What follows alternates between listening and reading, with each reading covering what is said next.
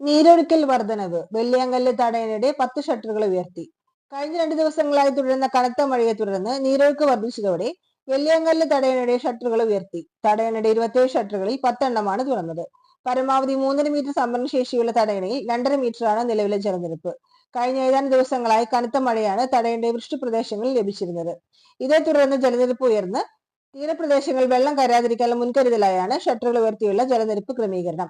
വരും ദിവസങ്ങളിലും കനത്ത മഴ തുടരുകയാണെങ്കിൽ തടയണയുടെ മുഴുവൻ ഷട്ടറുകളും ഉയർത്തേണ്ടതായി വരും. അതേസമയം തകർന്ന സംരക്ഷണ ഭിത്തി ശരിയാക്കാത്തത് മൂലം ഈ ഭാഗത്തുള്ള ഷട്ടർ തുറക്കാനാവുമോ എന്ന ആശങ്കയും നിലനിൽക്കുന്നുണ്ട്.